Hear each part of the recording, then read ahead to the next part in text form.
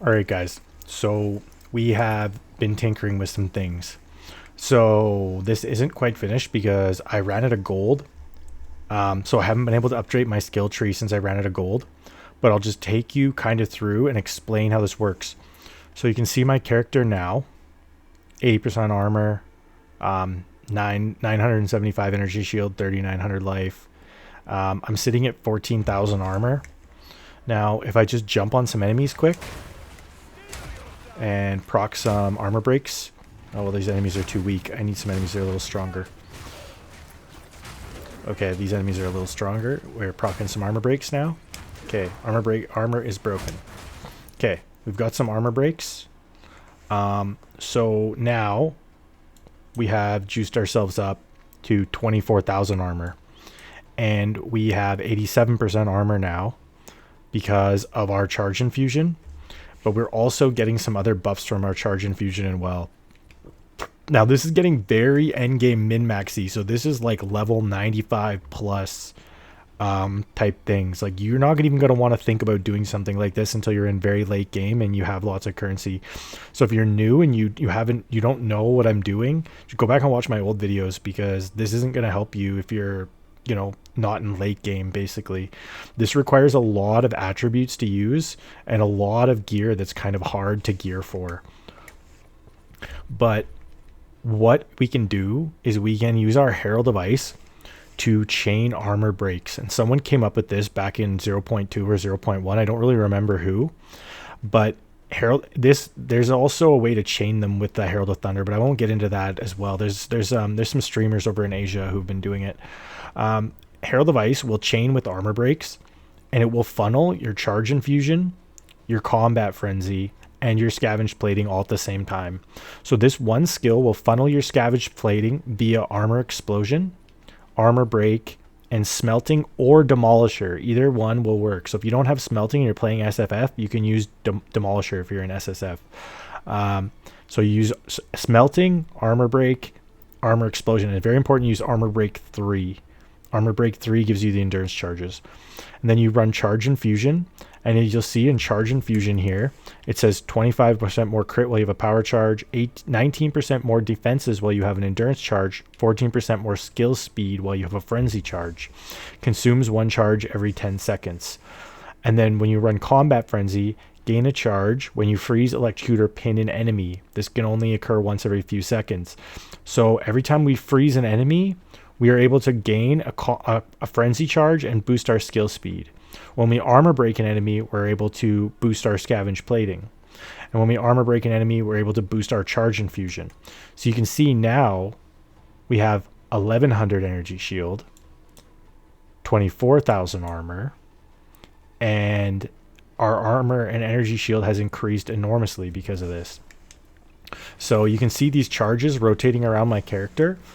That is what those are. Those are the charges from the frenzy charges and the power charges. So they're, so you see, as I'm killing enemies, you can see the frenzy and the power charges circling my character, and every once in a while you will see a blue charge pop up. Let's see if we can get a blue charge to pop up, because our way we set up our frenzy charge is we're able to generate power charges as well. And a few people said that they were doing this in the comment section after I shared my last video with how to generate automatic armor with Wind Dancer. So this is shout out to them, because they had the same idea as me, because I was also tinkering with this. So you guys are also very smart, just to let you know. There's a bunch of super smart chads that watch my videos. So we run around, kill some enemies, we generate some power charges and some endurance charges, and then as you can see, that increases our energy shield. You can see our energy shield there.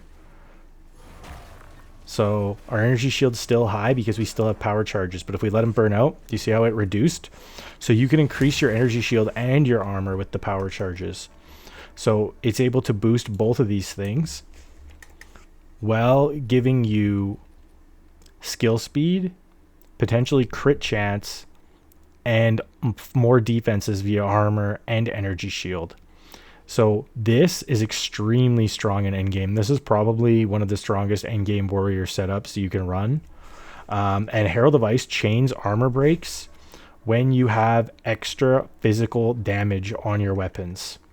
So when you have extra fizz on your weapons, it will apply physical damage to your Herald chain.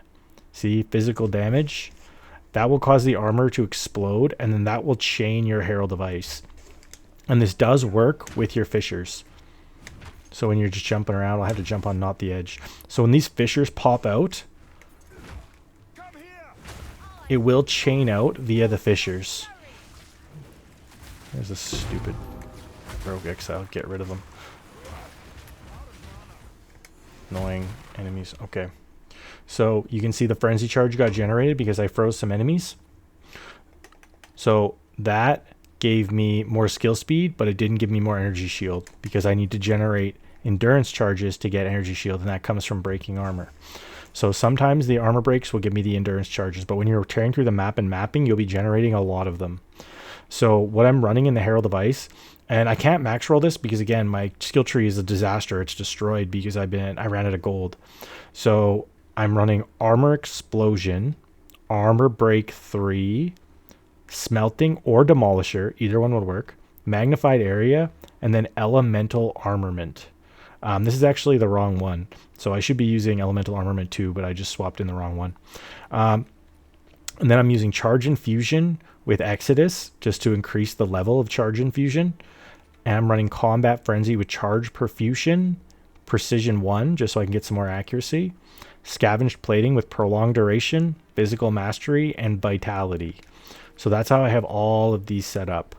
And then I'm using a source of cold damage on my attacks to cause everything to blow up. So I just added cold onto my attacks. So on my Leap Slam, I'm using Life Leech 3, Crater, Embitter, Bloodletting, Rapid Attacks 2. So Life Leech 3, Crater, Embitter, Bloodletting, Rapid Attacks 2. The reason I'm using Embitter is because when I'm converting the damage from physical, Embitter is swapping the fizz damage that I'd get from Bloodletting to cold so that I can proc Heralds of Ice. And then I'm using Rapid Attacks, Embitter, Life Tap, Magnified Area, and Fist of War 2 on my Sunder. And then I'm also using a Porky Ring because Porky Rings let you blow up your enemies as though frozen. And this just seems to clear much, much better when you use this. But this is crazy. It works really good. You can also use it with Mace Strike. And I'll show you what I mean. So if you're just running through the map, you can just hit enemies with Mace Strike. They'll just explode. And I think Alex likes to do that a lot. So you've probably seen that in some of his old videos. I think he's a big fan of that. So you can basically just walk through, swing at enemies, and it'll just like pop the screen even that way. Honestly, Herald of Ice is really overpowered in this game. It's massively overtuned. You can just walk around and kind of berserker slap enemies with your mace. It's kind of silly. But yeah, so that's how all this is set up. And if you have any questions, just pop them down below. And once I can get this sorted out and work out my tree, I will upload a Maxroll to you guys and it'll copy and paste it over. But I think that's pretty much it. So if this helped you, or if you have any questions, like I always say, this is just a normal place for normal people. If you have a question, there's no such thing as a stupid question. Just pop it down below. And hopefully there will be myself or someone else in the comment section who can help you out. And if it did help you, just thumbs up the video to boost it in the algorithm so other people can find this, so they can learn about it and they can know how to use it and they can have more fun with the game. That's pretty much it. I'll see you guys in the next one.